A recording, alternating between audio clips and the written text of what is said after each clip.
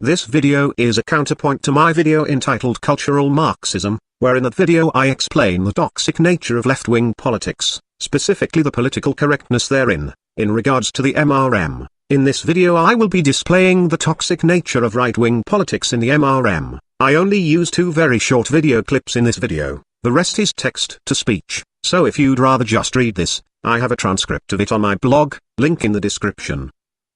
When making a video on how appeals to right-wingism does not advance our cause, the first thing I thought about doing is giving examples of how right-wing politicians have hurt us, and how a right-wing system can hurt us, but then I realized that's already been done, and the knee-jerk reactions the right-wingers have is to start accusing the speaker of being a leftist, or even a crypto-communist socialist leftist infiltrator trying to hijack the movement. The other thing it does is result in no one learning anything and the comments just being flooded with left versus right garbage. Those who are hardcore right-wingers, right-wing cultists actually, these people hear, or read, an example of how some right-wing aspect benefits the feminists or hurts men, and instead of understanding that they were given an example of how blindly appealing to the right and blindly voting for a Republican or whatever, doesn't make any change to our misandric culture, what these people actually hear in their mind is an attack on their right-wing faith. What their ears heard was right-wing benefits feminists, and that's why socialism and communism will save us men, so everyone vote for a socialist,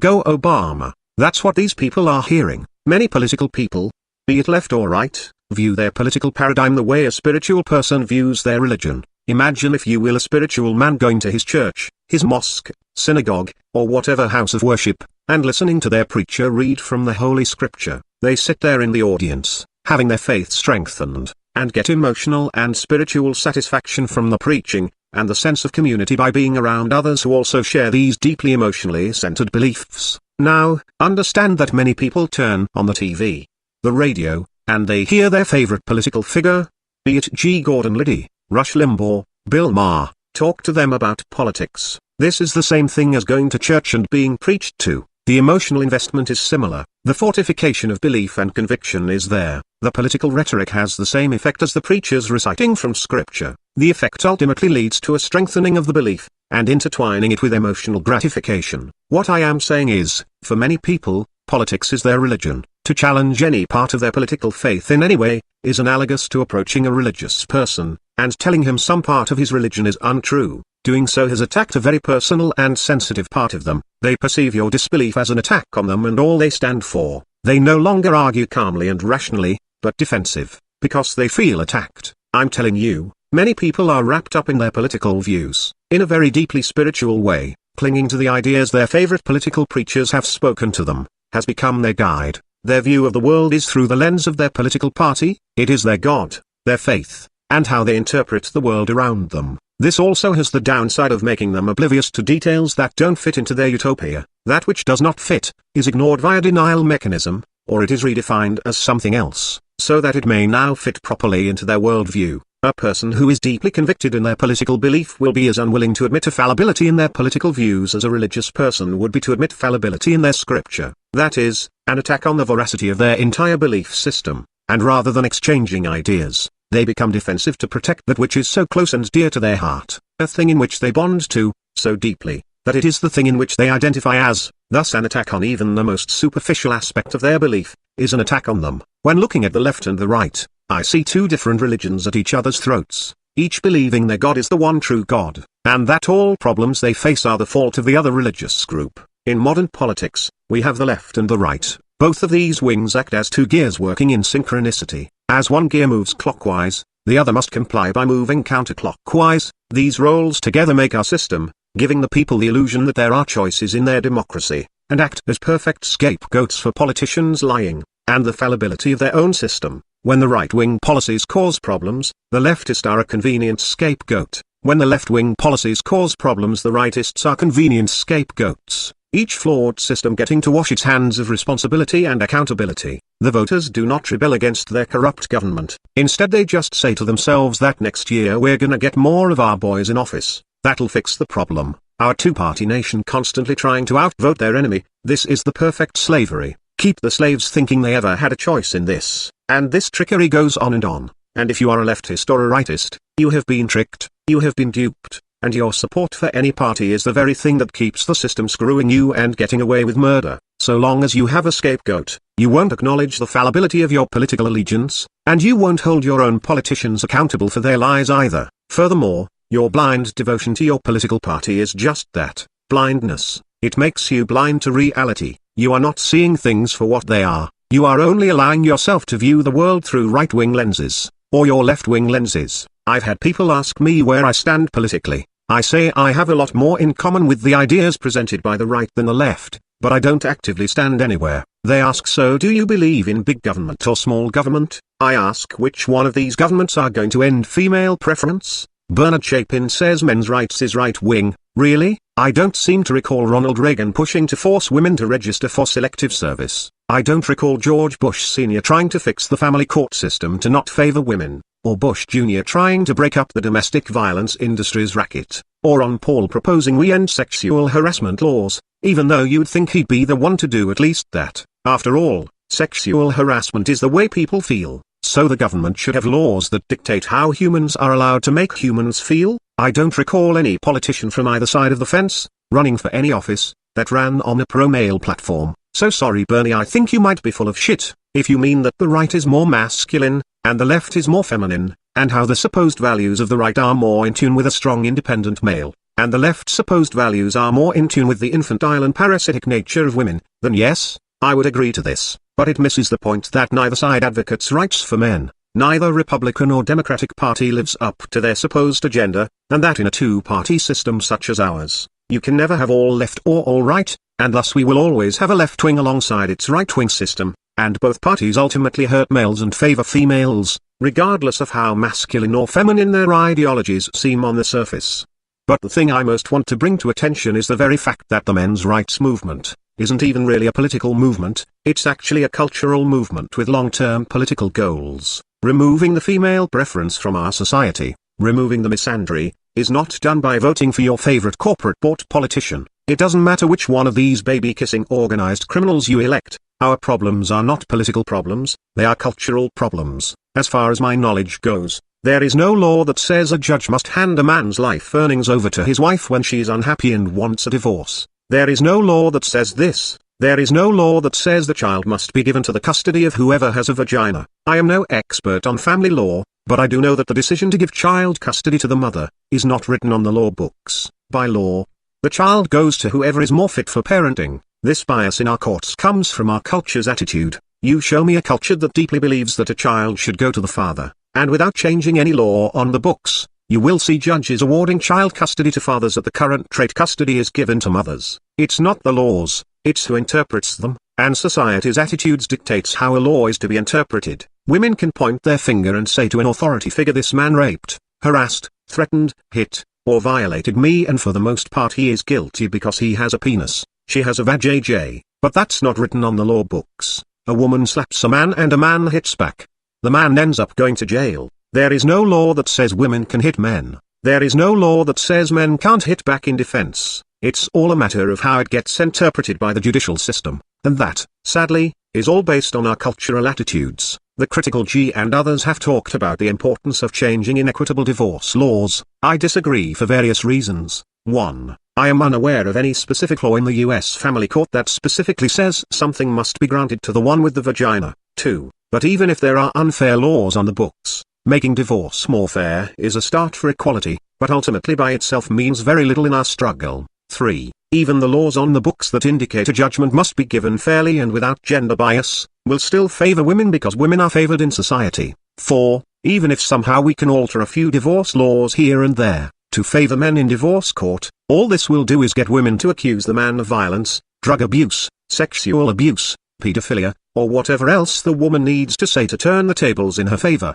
And because our entire society demonizes men, demonizes male sexuality, and protects women at all costs, a woman's word will always have more weight in court than a man's when a woman accuses a man of sexual misconduct or violence. Even if there are a few divorce laws I haven't noticed, which do favor women directly, and we fix these rules, the moment a woman feels like she is losing full custody of her children, and therefore child support and everything else that comes with the jackpot of winning child custody, the moment she feels like she's losing, All it takes is for her to stand up and proclaim she caught her husband looking at child porn. Well, no proof needs to be offered, and there is no chance in hell he will ever get the kids or get to visit the kids. All it takes is for the woman to stand up and claim that he was abusive, or that he yelled a lot, or even that just for no reason whatsoever he frightens her. A woman need only claim to be afraid, point her finger at the man that makes her feel afraid, and that man must be punished for making a woman feel frightened. I've heard people claim that they want abortion to be made illegal, except of course if the woman were raped. I tell them that's the worst mistake ever.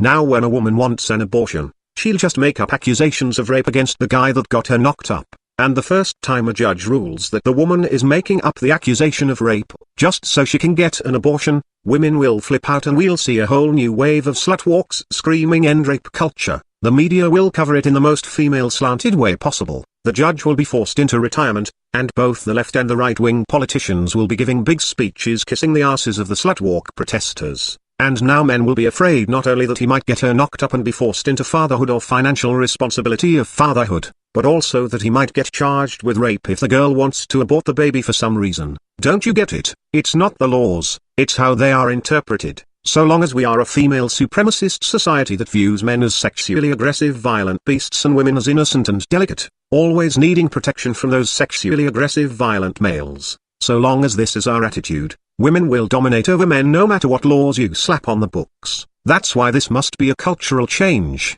not just an effort to get a couple more Republicans in office, or to critique a few laws on the books. I want you to do a quick count of men's rights activists, and do a quick count of feminists. Tell me who has the higher numbers? Let me ask you, did those numbers come from left-wing and right-wing votes? Did our politicians make those numbers? No, our cultural attitude made those numbers. Feminists have all the power because they have the numbers. They have the numbers because we are a pro-female/anti-male culture, and I don't give a rat's ass which politician you vote for. The amount of feminists versus MRAs won't change. We must change our cultural views first. Then we can work on getting some good old right-wing boys in office to build glorious free market utopia or whatever the fuck these horribly obnoxious right-wing cultists among us want. Let's just work on fixing society's attitude for now. Barbarossa brings up that the left-right issue is the never-ending idea inhibitor in the MRM. I agree, infighting is an unavoidable occurrence in any group of people. Infighting is also a natural part of a movement's growth. If we can think of a spider needing to molt,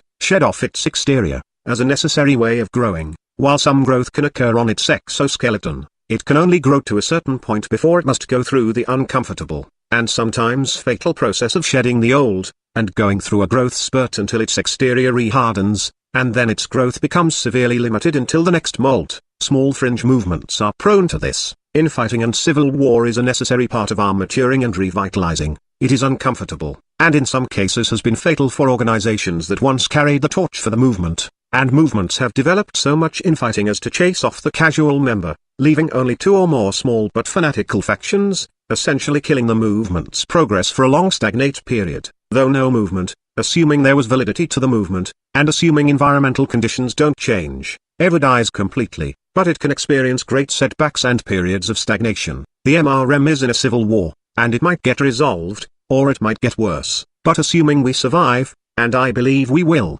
come out bigger, stronger, and wiser. The civil war that existed in the early days of men's rights activism, on the internet but before the existence of YouTube, back when we all just called ourselves anti-feminists and I don't think we ever heard the term men's rights movement. The civil war then was atheism versus Christianity. Now, maybe my recollection of who the instigator was, is inaccurate because I was an atheist, and remember it all unfolding through atheist eyes many years ago, but I recall it would start out with just one or two Christians on a forum, and they'd make a reference to how important Jesus is in this battle, and how you just had to have God to really fight feminism. Well, of course this sort of bullshit would stir up an atheist or two, often me, and they'd argue back that it was a stupid argument, and you didn't need to believe in Jesus to fight feminism. Well, that would get the Bible thumper to explain how Christianity opposes feminism, and he'd whip out some verses that supported at least some aspect of traditionalism, and that was offered as proof positive that Christianity is by default anti-feminism, and thus you can really only be anti-feminist if you're Christian. And some would take the argument that if you were just a good Christian, and followed the Bible to the T, feminism would just disappear. Because the problem here isn't so much feminism, it's that we've lost our way from God, we've lost our good old Christian values, and that has led the sexes astray. The argument was damn near this: just promote Christianity, That's all ya gotta do. Well, me and a few other atheists, and even a few Christians that were tired of it, would stand up to this bullshit. And many arguments would be made that we are predominantly a Christian nation now and yet still overrun by feminists, and arguments against the validity of the Bible, and arguments about other religions outside of Christianity that are even more hostile to feminism, and Islam got brought into it, not long after 9/11 mind you, and all that had a very bad effect. You see, this would get many of the common sense Christians, who would never preach something so stupid and in your face, to suddenly retaliate against all the slander against their God and their religion. Needless to say, this tore small anti-feminist communities apart. The early men's rights activist communities were very small, not well put together, but on a forum with 30 people, you're bound to get a handful of atheists, and like I said, all it took was just one or two preachy assholes, to get the whole thing started, because as I explained, when the atheists fought back,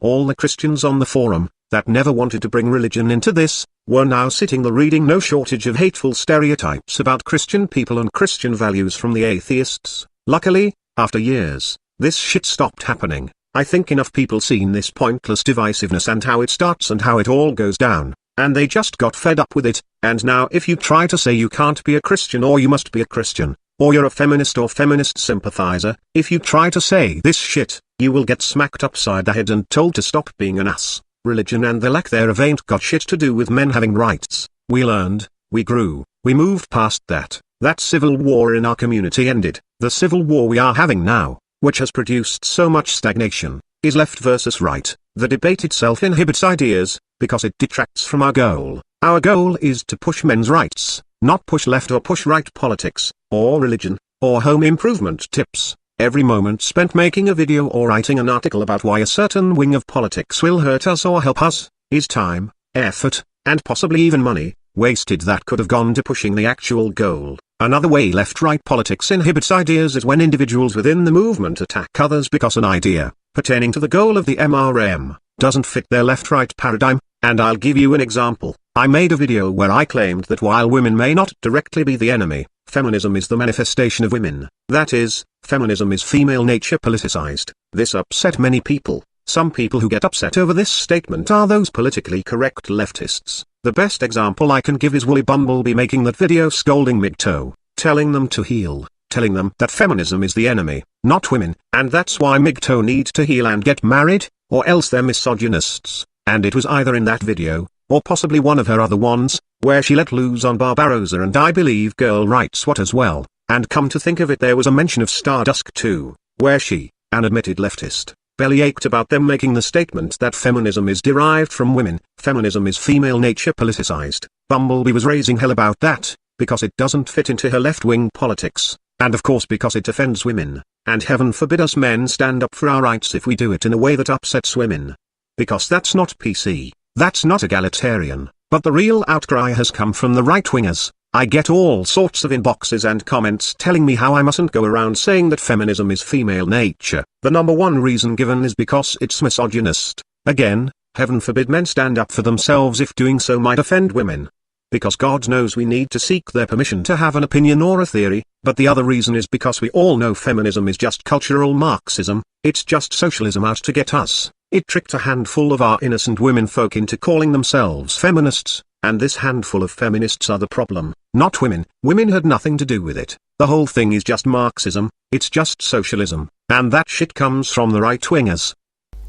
So there's a confusion here, which is very surprising from Pony Slay Station, which is this confusion between women and feminists. Feminists brought about these inequitable divorce laws, and convinced women and men that no-fault divorce was a good and fair and just thing.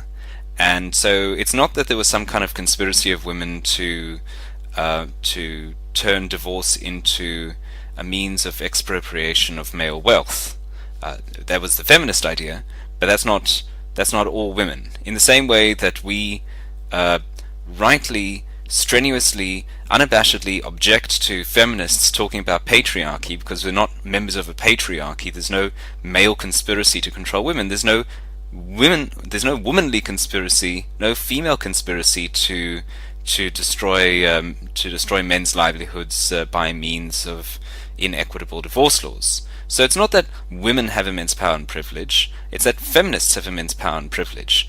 I see this with the right-wingers all the time. It's their traditionalist nature. Traditionalism and conservatism go hand in hand, and there is a ton of traditionalist attitudes all throughout the right-wing spectrum. We've seen how traditionalism benefits feminists every bit as much as this PC egalitarian shit. Traditionalist attitudes keep men in their white knight mode. And of course on the other side of that is the liberated limp-wristed male who thinks us males should be liberated from the patriarchy that shackles us with masculinity. Either way benefits the feminists. Left-wing empowers them, the right-wing shelters them from responsibility. Most of these right-wingers in our movement deny they are traditionalists, a bit like the cultural Marxists denying they're cultural Marxist. As I have demonstrated in my last video, I fully acknowledge the role cultural Marxism plays in this, but I won't turn a blind eye to the role of female nature, and just the age-old battle of the sexes, also plays in this thing. This feminism versus the MRM. It is not a battle of the Republicans versus the Democrats. It is not capitalism fighting against Marxism or libertarians uniting to take down socialism. This is clearly,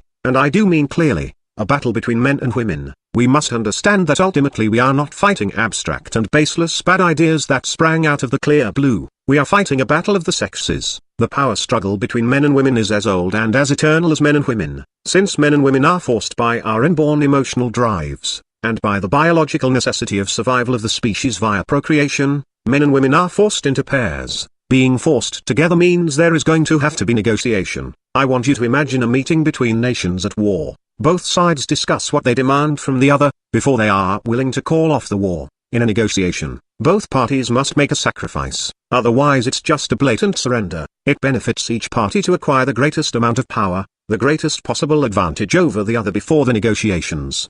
The more power a party has, the more it can afford to give up in return for the few things it is asking.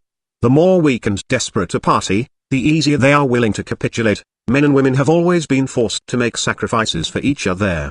Classically, a woman surrenders her autonomy, the man surrenders his resources. But the point is, because man and woman togetherness requires negotiating, it is in women's best interest to acquire the most amount of power, or leverage. This is true with individuals, and it is true with the entire species. After all, a man may want all of his wife's autonomy, but only part with just enough of his resources to keep her alive. It is therefore in that man's best interest to be in a culture where having absolute dominion over wives and daughters is normal. That way, due to the cultural attitudes and the law, he really isn't asking for much when he wants complete control. So it benefits the woman to live in a culture that doesn't give much ownership to the husband and father, and celebrates the independence of women. That way when a guy wants even a small amount of ownership, he is really asking for a lot, and better be willing to hand over a ton of resources for what little autonomy she gives up. So, individual men and women must make compromises with each other to make a relationship work. But how much any individual man or woman must give up is often dependent upon the rules of society. Therefore the power struggle is on a cultural level.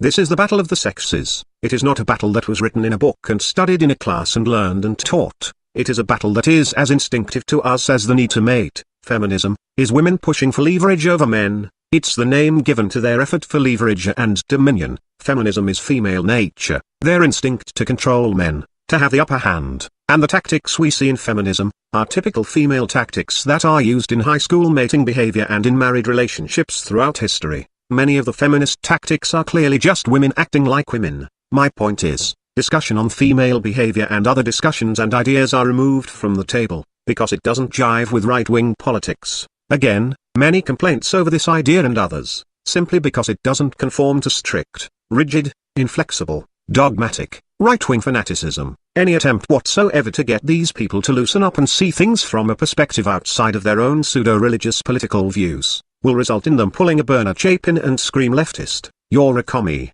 a socialist, a leftist infiltrator. They instantly assume that if you do not capitulate and bow to their infallible right-wing worldview, that you're a hardcore crypto-commie poisoning the movement with your secret socialist leftist agenda. I swear, it's like living in Salem, Massachusetts during the witch trials where you better walk on eggshells or the accusations of being a witch start flying at you. Feminism progresses by putting its left foot in front of the right, and then the right foot in front of the left. Left right left right. They take a step to the progressive left and say us women deserve equal opportunities because we're equal, right? And the progressive egalitarian leftists agree and push for some female opportunity. Then the feminist takes a step to the conservative right and says us women are weak and need to be protected, right? And the conservative traditionalist right pushes for a law to protect them. Thus they can acquire both rights, and protection from the responsibilities that come from those rights. Feminists do a great job of getting whatever they want by playing off both the left and the right, almost like two businesses competing for customers. Both parties pander to women, neither pander to men. This is due to the cultural attitude that women are to be catered to, and men are to do the catering. And I know some right-winger might be wanting to say, but my personal flavor of Kool-Aid, I mean my type of right-wing politics, support personal responsibility. It's those leftists that think rights are consequence-free entitlements, so if we all vote for my right-wing party it will force responsibility for people's actions. Well, here's the main problem with that line of thought. We don't live in a right-wing nation, we live in a left-right nation, which means it always comes down to a compromise between the two extremes. Women, just due to the way they are, will always seek which idea benefits them at the moment and instantly turn their words and loyalties around to get what they want from the other. So when two parties compromise, especially in our female-centered society, women will always receive the best of both worlds and men will be the one getting the short end of the stick from both parties no matter how you slice it. And if you don't see that, you're clearly not looking. In case you haven't noticed, the main problem isn't that women are getting opportunities that they didn't have under the shelter and protection of traditionalism, it's that they are getting privileges from the progressives and yet retaining all that protection from those white knight conservative traditionalists. Look at how the right-wing fanatics in our movement are still, in spite of calling themselves MRAs, are still protecting women. Look at the way they say remember women aren't the problem, it's feminism, and those who say feminism has nothing at all to do with women, it's just socialism, just that evil wicked leftist socialism that got into their pretty little heads, that need to stand in front of the women all brave and mighty and defend their good name and their good honor and protect them from criticism and to shelter them from taking responsibility for their own actions. That's right, even the right-wingers among us are still white-knighting whether they know it or not. Anytime someone in our movement accuses another MRA or MGTOW of being a misogynist, or denies female nature has anything to do with feminism, I need you to understand. I really need you people to understand. That's white knighting, and 9 times out of 10 it's a right-winger doing it, because in spite of all they have witnessed, their conservative traditionalist roots brings out that shelter and protect the women folk white knight instinct in them. Anytime someone in our movement attempts to remove women from the responsibility of feminism, you are witnessing that white knight instinct. The right-wingers make no hesitation to defend women and exonerate them from responsibility, and the feminists just love it. Feminists brought about these inequitable divorce laws, and convinced women and men that no-fault divorce was a good and fair and just thing. And so it's not that there was some kind of conspiracy of women to turn divorce into a means of expropriation of male wealth. That was the feminist idea. So it's not that women have immense power and privilege, it's that feminists have immense power and privilege.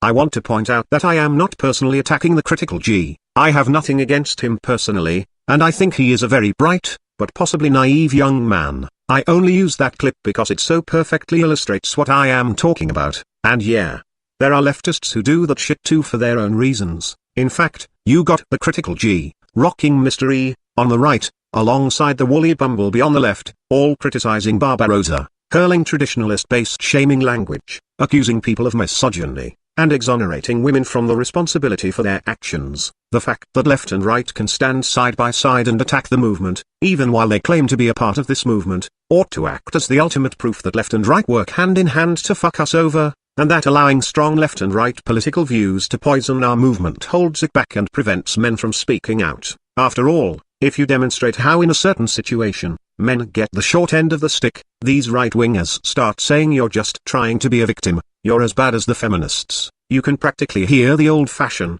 woman-protecting, white knight, traditionalist within them saying straighten up soldier, a real man doesn't cry, only an effeminate sissy boy cries.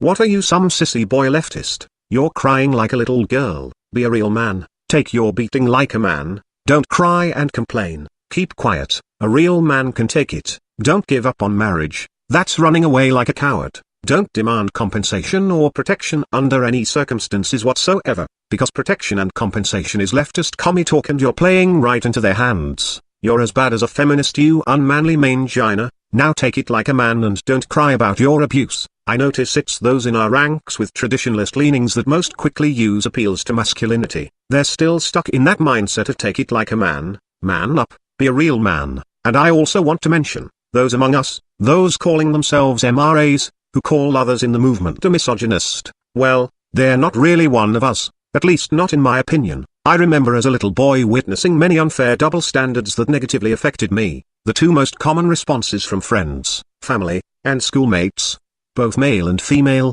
was accusations that I was being unmanly for not accepting the double standard, accusations that I must be a fag or want to be a girl, or else why would I complain? The other response was telling me I must hate women, or I wouldn't complain. I recall as a little boy, these two tactics normally shut me up. As an adult they do nothing. But I want you to think about how quickly the feminists use this tactic to try to silence you, try to silence our movement.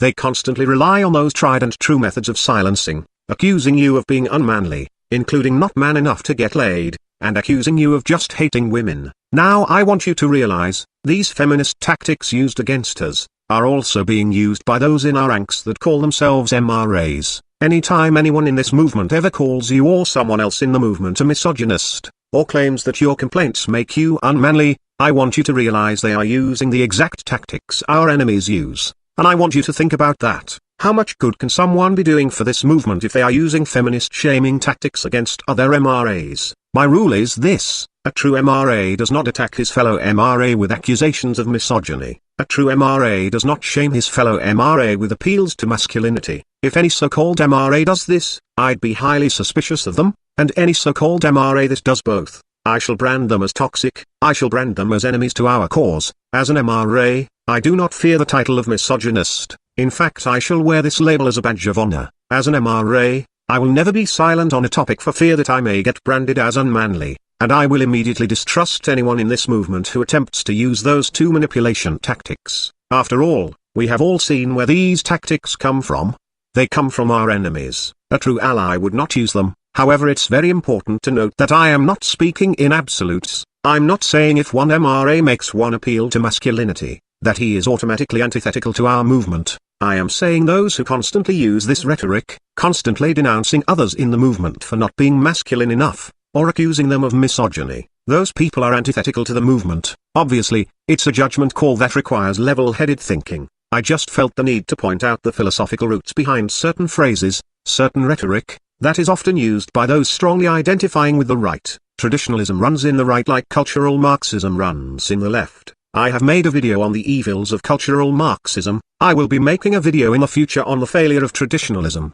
But the left and right issue go beyond just the toxic philosophy of Marxism and traditionalism, which interestingly enough are not antonyms. The issue of whether left-wing ideas shall lead us to everlasting utopia, or whether right-wing shall lead us to everlasting utopia, that's the problem. As I have already stated, neither leads to a great utopia, both are horribly flawed. Neither can exist without the other as a counterbalance. There cannot be all left or all right, but only left and right working in tandem. Neither helps to rid our society of misandric attitudes, and it is the misandric attitude itself that creates, and excuses, injustices to men, and gives preferential treatment to women. The fact that fanatic leftists and fanatic rightists within our movement can only judge a men's issue as good or bad if the idea falls into their dogmatic political wing, makes all left and right-wing philosophies toxic to the movement. It is sad that a great MRM speaker can make a video or write a great article, and nearly all of the comments are left versus right arguments. It's as absurd as having a science speaker give a lecture,